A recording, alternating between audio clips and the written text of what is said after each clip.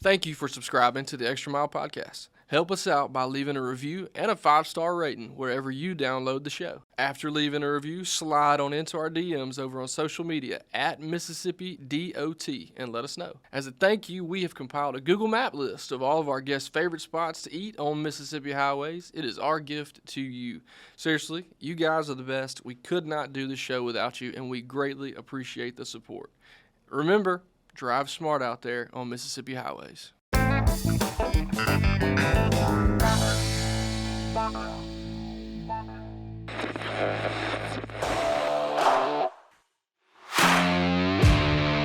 That's nearly $2 billion, and that's money that's going to be spent on improving safety, enhancing mobility, and improving economic growth and development in the state of Mississippi. Yeah, and with this historic funding from the legislature, new construction will be popping up all over Mississippi. MDOT presents the Extra Mile Podcast. Men and women of the Department of Transportation are up to the task and up to make sure that we deliver a product that the taxpayers can be proud of. So I'm ready for us to go to work.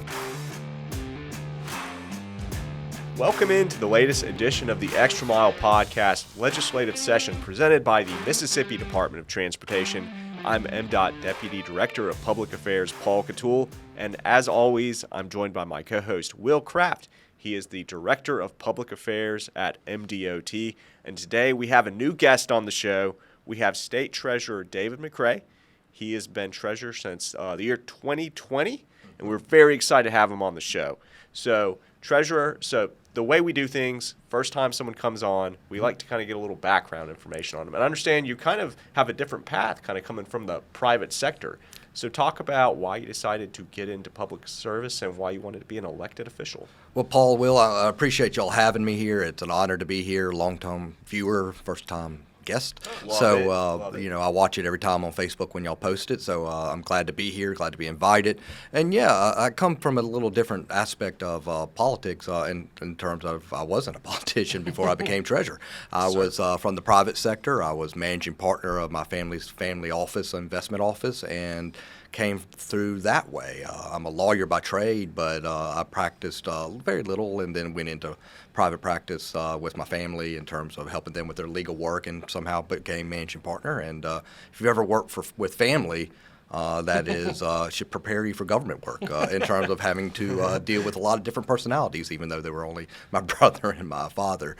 But it was good. It was fun. But, I wanted to get into politics because I really just thought being an outsider, being someone who takes the business side of things and sees a different perspective of politics and government, I thought I had a lot to add, and I think I do have a lot to add. I have 3 young children. I have a 13-year-old, a 9-year-old, and an 8-year-old. And at the time, in 19, they were whatever age they were. And we could do the quick math, I guess, but whatever they were. I thought, what kind of state am I leaving my children in? My great-grandfather and grandfather and father always had those questions when they ran McRae's department store. They said, what kind of place are we leaving our children, our grandchildren, and whatnot? And I had that same kind of question, and I thought the best way I could do that is through the Treasury, through finance, through helping the state get into good fiscal shape, helping people find money, which we'll talk about later, helping people with college savings and saving for college, and things of that nature. And really from the Treasury, it's the best way to do that. And I will say this kind of jokingly, I did take over the Treasury in 2020, and I was on the job for about 60 days before COVID hit. Oh, man. And, remember that? Seems like it was yesterday. Oh, yes. It's all a blur. But before COVID hit. So, really it was getting in the office, learning all the personalities, learning how government works in terms of being in charge of it, not just from the outside of it, and just kind of putting it all together. And I think we've done a really good job over the Treasury at this point. Good stuff. Absolutely. We're big fans as well. Thanks for the shout out. Always good to have a listener on the show. That's good stuff. But just talking about the Treasurer's Office, kind of give us an overview. I know, don't have to go into everything because you guys have a lot of responsibilities, a lot on your plate. But what are some of maybe the highlights, the big things y'all are working on? So the best way, and that's good because a lot of people don't really know what the Treasury does. They know it exists, and we're here, and we do a lot of things, but we handle a lot of, we're essentially the best way in the overall view of it. We are the bank of the state. Okay. Everything comes through us, sits in our servers, used to be in a vault, but now sits on servers because of technology and all that. So every dollar, every cent, everything we do comes through the Treasury. We handle roughly $26 billion worth of assets a year, transactions a year. And but that's kind of the side people don't see. We handle the bond rating. We handle all the investments. We handle all the unclaimed property, all the college savings. And we're a tiny little office. We're about 36 people, give or take. Okay. And so we handle all that with just a very skeleton crew. So we do a lot of work over there and a lot of things and a lot of important things. But like I said, the more side people don't pay attention to is like the investments, but the side people really do pay attention to is unclaimed property and college savings because that really affects people and their everyday lives.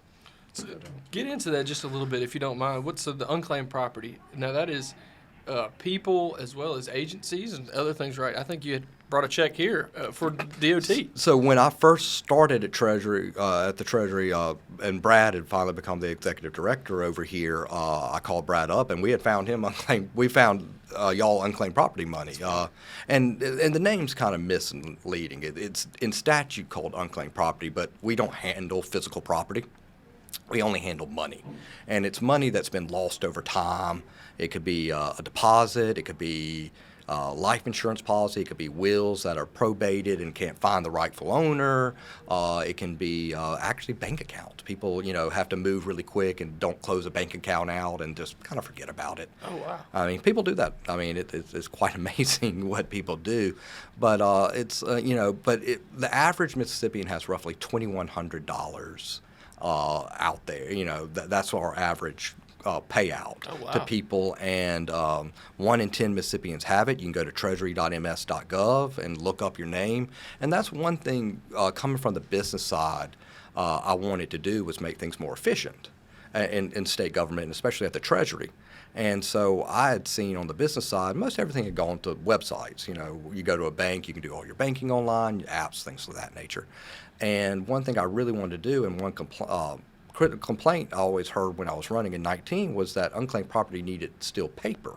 Now, you can still use paper, but that's the only way was to claim your money, was paper and get a notary and all that. So one thing I set a goal to my unclaimed property department is create a website, create on the Treasury website, go into treasury.ms.gov, and you can click the unclaimed property link and you can find your name, your business, or whatever. And if it's yours, you just click, that's me, fill out a couple little fields and whatnot, and we'll get the money to you. It was so effective that we've been able to give back $85 million in 4 years. We're going to hit 100 probably this year. That's crazy. I'm hoping we hit 100 this year. And it was so effective, we had a backlog of roughly 15,000 cases.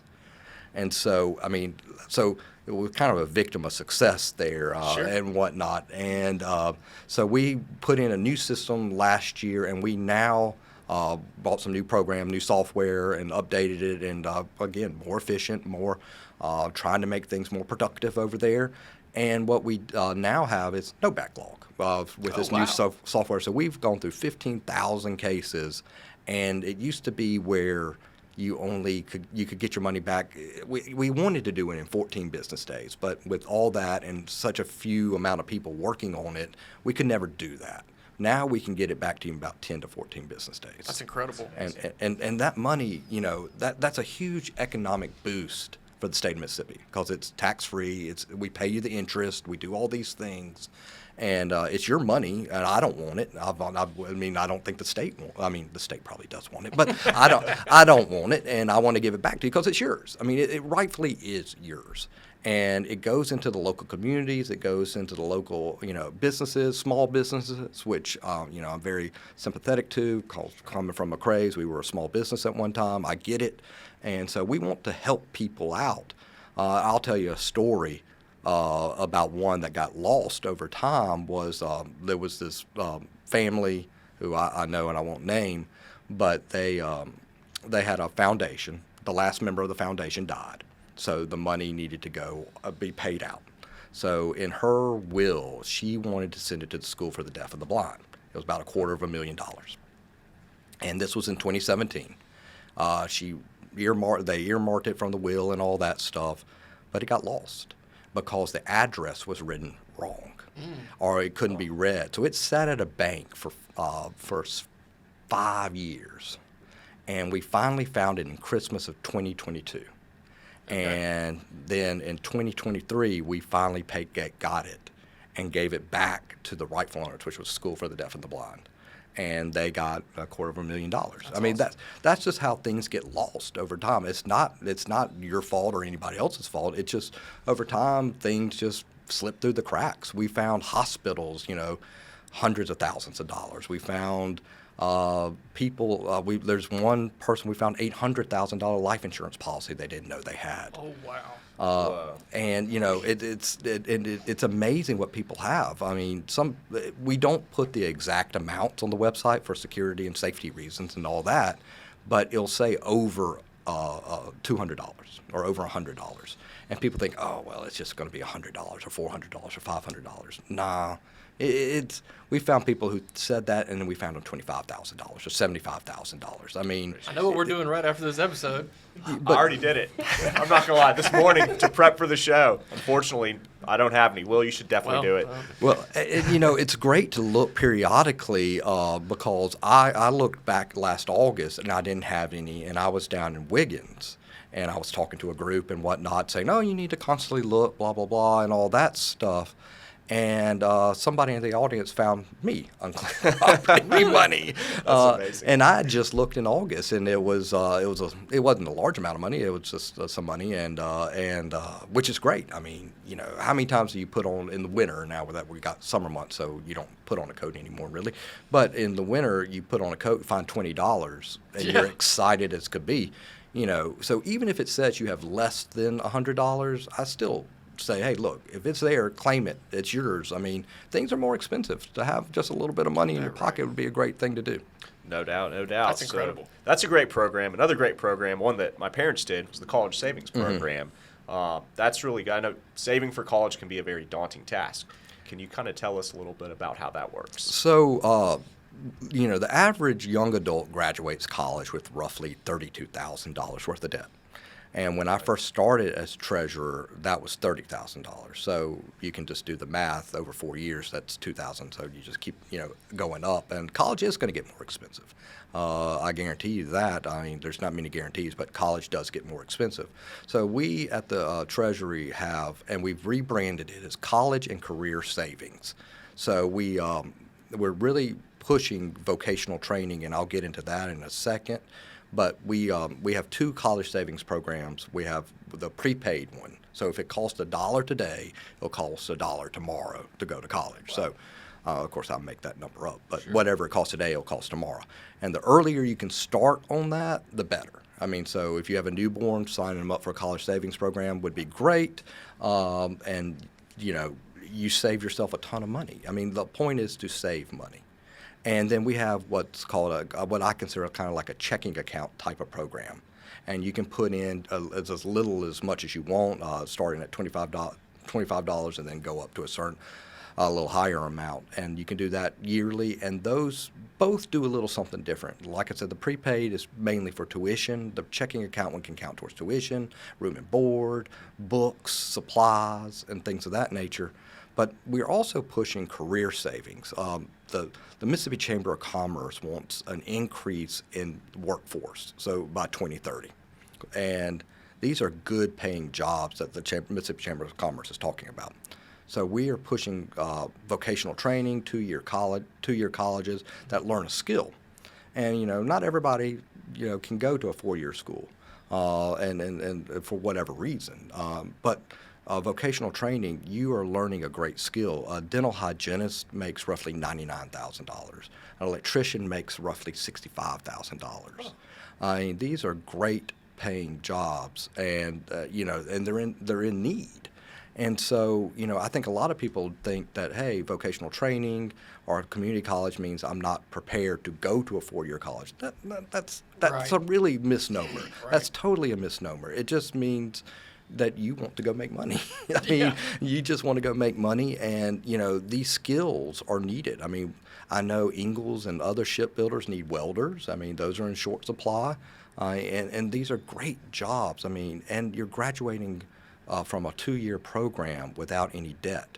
And, with Amazon coming and the EV plant coming, technical, more like computer and technology-based certification, that's going to be your new vocational training. That's going to be, so like, hey, I don't want to do diesel mechanics or any welding, so vocational training is not for me. But I guarantee you, when Amazon comes and builds and needs those servers, they're going to need people who have the server maintenance training needed for those. So, I mean, that's your new generation of vocational training. And also, just because you go to community college, it's not the end. It's not your stopping point. I had a young woman work as an intern for me over at the Treasury, and she got into Mississippi State, and kind of a half ride to Mississippi State. But she got a full ride into her local community college. And she's a very bright young woman. And she decided that she would rather go to the community college because she got the full ride, because she knew her first 2 years in community college were going to be the first same kind of curriculum as it would be at state. And so she did that and did so well at the community college and reapplied to state and then got a full ride to state. Oh, wow. Okay. So, I mean, those are kind of like jumping off points Yeah. people can do. I mean, so like I said, and I'm seeing that more and more and more people doing that. But going back to your question, college savings can pay for that. College savings can help you. College savings can be used to community colleges, 4-year colleges, because the idea is not to have debt for you when you graduate. And that's the whole point behind this. And not because when you have debt, it really affects life decisions. It affects when you have a child, it affects where you live. And we constantly hear about the brain drain and people leaving Mississippi. Well, we're finally getting jobs, and we're finally getting jobs people want to do here in Mississippi, and more of them. And so we want to keep kids, young adults here. So the more we have them save for college so they don't have to go off and find a job somewhere else that pays to pay off the debt, I think that works out better. And I mean, just for my own knowledge here, again, we got lots of parents being represented right here in this room. The age, I mean, as soon as the baby's born, we can start on the college savings program, right? That's right. That's right. As soon as the baby is born in the hospital, well, I mean, you want Do the paperwork, right? you could go online and fill out the paperwork. You can go to treasury.ms.gov. We have almost every question possible for you on that answer. And if that doesn't work, just get up to my office and we can figure it out from there. I have people who are dying to talk to people about it. I bet, and I know that's the truth too. 36 folks working 15,000 case backlog and now 0 backlog. I know it's unclaimed property, but that's an impressive number. That jumps out at me. Well, the big thing at McRae's was customer service, and I view the people of Mississippi as my constituents, and not just constituents, but they're my customers, they're my clients. And so I take it to a whole nother level. That ingrained attitude that my great-grandfather instilled in my grandfather, my grandfather, and my father into me was customer service. Because without customer service, McRae's would have never been there, and we wouldn't have lasted as long as we lasted. So I'm trying my hardest to do that in state government. That's awesome. And, we answer the phone. We are there, and we try to get to yes. We never try to get to no unless it's just not possible. But we're always trying to get to yes, and we're going to find any way to do that. And whether it's unclaimed property, whether it's college savings, we want to get to that yes, and we want to help you out. And I hope you have a good experience with us. And if not, just always let me know. That's awesome. Yeah, That's we good greatly stuff. appreciate that. Staying on some of the same notes, but a little bit of a fun fact, if you will, I guess. And Director Brad White, a big friend of yours, I know, but mentioned this that I should ask you about it. So I guess there's something in Constitution about counting the states, physically counting the state's money? Yeah. So, if you go back and read Mississippi's Constitution, there's all sorts of weird quirks and little things in there. And actually, my favorite part of the legislature is when they try to clean that up. I mean, there's little things here and there. But in the Constitution, there is a thing that says that the governor and treasurer have to count the money in the vault. Yeah, and also we weren't allowed to stay there beyond sunset I want you to So run I mean, it off with it. there was a lot of trust issues at some point in Mississippi of their treasurer and governor. So there was obviously some massive trust issues there. But yeah, we're there working past sunset sometimes, most of the time, and but we don't have to count the money anymore. It's all on the server, so it's all there. It's all there and accounted for, so that's good. The vault is still there, though, But correct? oh yes, the vault's there. The vault's there. It has some old bonds in it from way back when, and has some of our Israeli bonds in there that we've done, and some other little artifacts that I'd say are in there. And but it's all closed up, so no one gets locked in there. So it's in the Capitol, right? It's over. Well, we do have one in the Capitol. Okay. We do have the treasurer's old office used to be in the Capitol. Okay. And now I think that's Chad McMahon's office now. I think but so. But it's in there, and it's really cool looking. It's open glass at the back vault. It has all the gears and all that stuff in it. But we actually we're over in the Woolfolk building right next door to here, and we have a vault in there. I did not know that. Yeah, we have a vault in there. So, it's kind of the timeout corner. Gotcha, yeah. They're just all sealed up. Yeah. Yeah, Absolutely. so if somebody makes me really mad, we'll just seal them up in there. Gotta Hey, send them to the vault. what about this? So next time you come on the show, can we do the show live from the vault? Yeah, sure. Since we're not having to broadcast this, we'll see if we can get signal in there. But yes, true. I There see. we go. I see why not. It'll be massively echoey, but yes. True. But it will be fun. Yeah, let's do that. I Love think it. it's a Love great it. idea. All right, so doing a little show prep this morning. As state treasurer, you serve on, I believe, 17 boards or something like that. That's right. Don't ask me to name them all, but yes. Fair enough. We're going to zero in on one, the PERS board. Oh, Lots yeah. going on with PERS right now. Can you kind of frame that? What's going on? Well, PERS is a difficult subject. I think it is my most important board I sit on. Because it is complicated beyond belief. I've learned more in the last 4 years about pensions than I ever thought I'd learn in my lifetime. I enjoy sitting on that board. I enjoy helping Mississippians with their retirement and making sure it lasts. For anyone watching this or listening to this and that is in the PERS system, I know there's been a lot in the legislature right now and a lot of, flux and everything. If you're in PERS today, you will get your PERS check from here on out. It is, I believe, a contractual obligation that the state does. When you sign up for the state, you have no choice but to sign up for PERS. So, I believe it's a contract. And it is full faith and credit backed by the state of Mississippi. And so you will be owed it one way or not. One interesting thing, people always think that PERS' investments aren't doing well. They're doing fantastic. They're in the 2 percentile of the country. Wow. Our managers are paid some of the least amount of money, which is still a lot of money, but they're managing billions and billions of dollars. But our investments are doing great. PERS does need a little help. I mean, it is, depending on the numbers you read, somewhere between 58 and 61% funded, which is roughly average for the state, for the country. I mean, after 08, things happened, and it just needs to recover from it. But, it does need a little help, and I think the board has submitted some good suggestions to the legislature, so we'll see what they come up with, and we'll just go from there. I think that's great. And as all of us sitting here in this room are on that, we're in the PERS system too. We're very much looking forward to the day in the distant future when we can collect those checks. Oh yeah, I mean, working for state government, there's two great benefits. Working for the state, I love it. I love helping people and whatnot and all that. But one of the two things that people are kind of carrot on the stick to work for the state is the health care and pension. Yep. And my obligation on the board is to make sure that the pension is solvent for the future. It's there for you all, from everybody that's on it, and also for future generations. I mean, because you want people to work for the state. I mean, it's one of the largest employers, period, and you want to make sure the pension's there. I mean, because if it's not, then people will find somewhere else to work. That's right. I've got about 25 years before I cross that, milestone. Well, we want you to work for a while. I will be here, no doubt. Wherever. And a lot of this we have kind of touched on a little bit from a broader spectrum, I guess, but kind of the resounding main point here is personal finance and being on top of that. Can you talk a little about the importance of maybe at early on being on top of personal finance? Well, the earlier you can learn how to budget, the earlier you learn what interest is and how it accrues and how it is, you always want to pay off your credit card on time, the full amount, how to budget correctly so that you know how much money you have going into the next month and things of that nature. The earlier you can learn these things, the better off you're going to be later in life. I mean, it really is. And there's great tables out there that say, show you how much you save per month and you put it away and how much you'll have in X year. And I strongly advise, going to Google and doing that.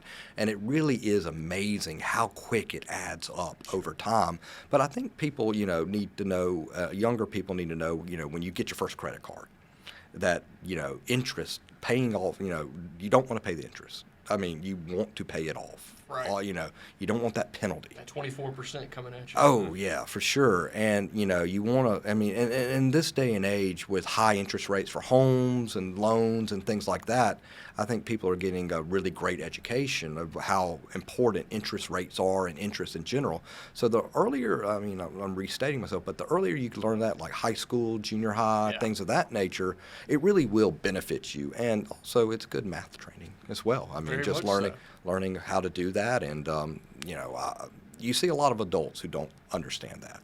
And the dangers of compound interest and how it will really affect you. Very much There you so. go. Don't get into credit card debt if you can help it. No, that seems obvious. No, how many times on the radio do you hear, "Hey, we'll help you with your credit card debt"? Yep. It is a big issue in America, and it's a big issue in general. And you don't want to be paying that off. You'd rather use that money for something else.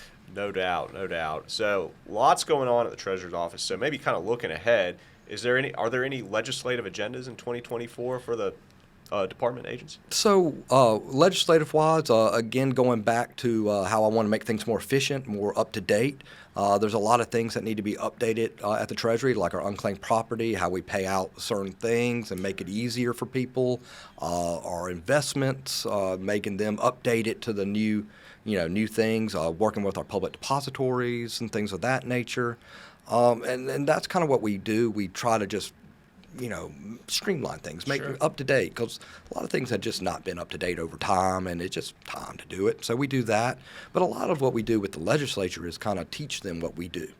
Our stuff over at the Treasury is super complicated with the bonds and everything.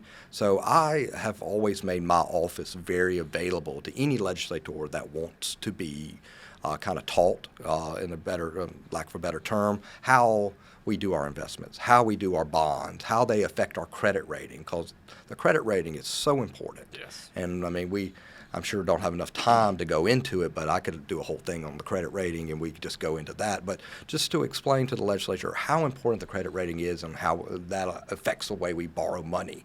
So, they'll call us and I'll send somebody over there, or they'll come over, and they've been very, very happy about that. So making my office available to learn the finances of the state to legislators, to people who just want to know little things. And I really have appreciated the legislature being open and happy to want that education.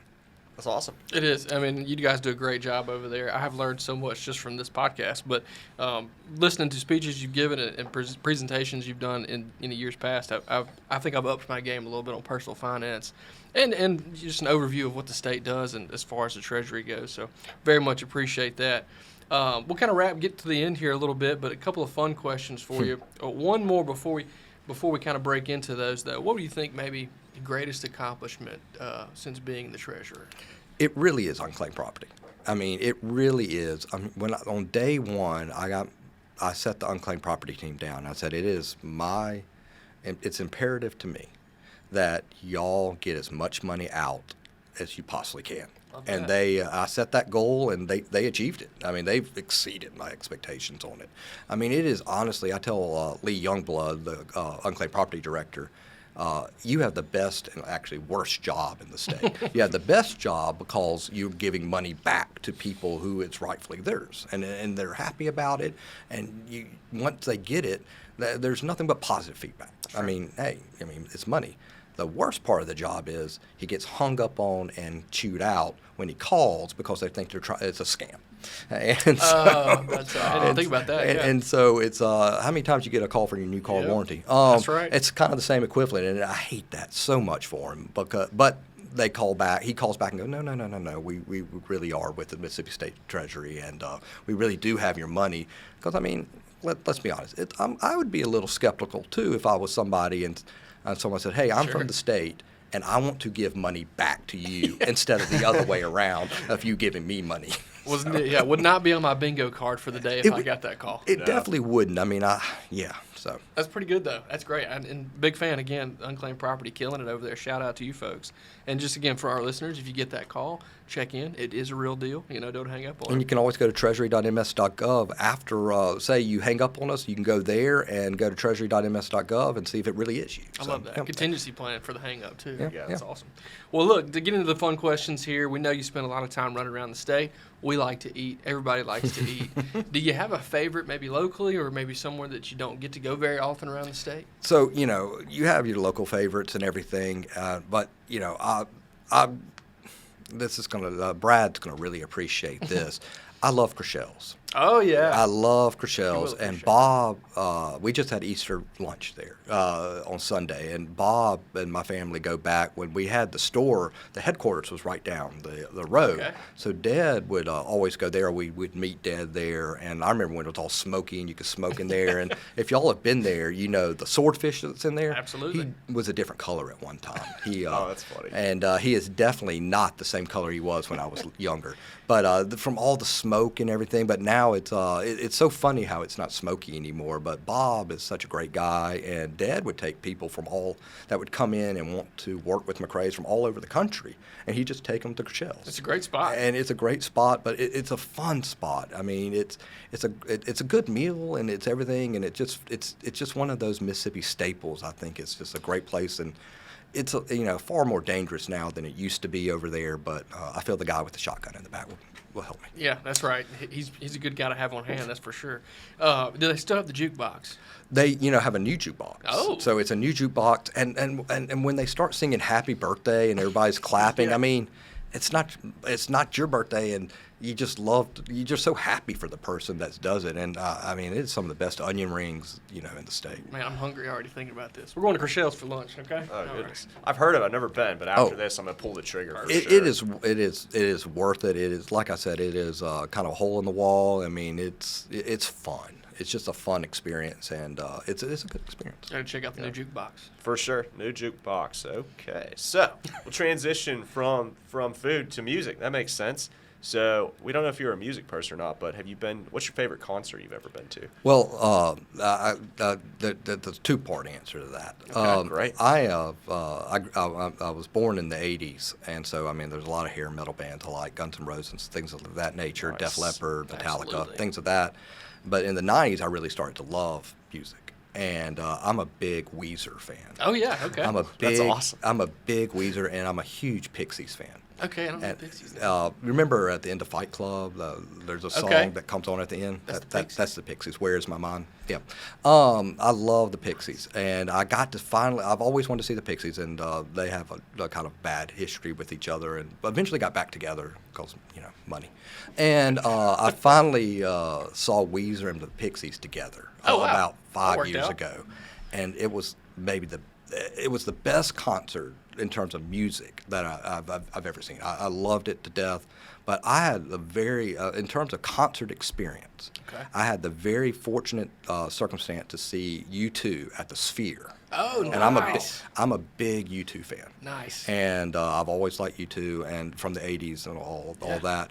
And I got to be their I was there the second day the Sphere was ever open. That's I awesome. happened to be in Vegas for something, and I was like, I want to go see them. And that was an experience. I can only imagine. I mean, that was one of the most amazing visual experiences I've ever seen. And it's just, if you ever have a chance to go to the Sphere, I think the Grateful Dead are playing there now for a couple That's right. for a couple months, and then they haven't announced who's coming after that. But if you ever want to go see it, it is just amazing.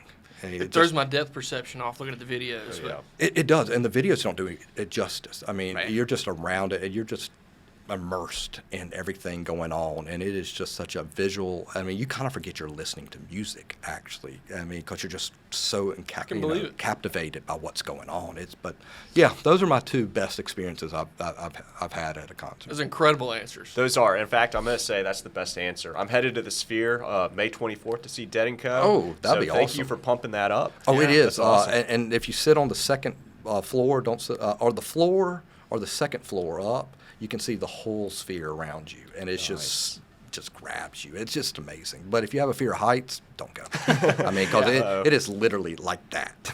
That's amazing. Best answer ever. Absolutely. Treasurer McRae, thank you so much for coming on the show. Like Will said, just an awesome education. So come back. Well, I appreciate it. Thank y'all for having me, and I'd love to come back sometime, and appreciate y'all having me again. See you at the vault.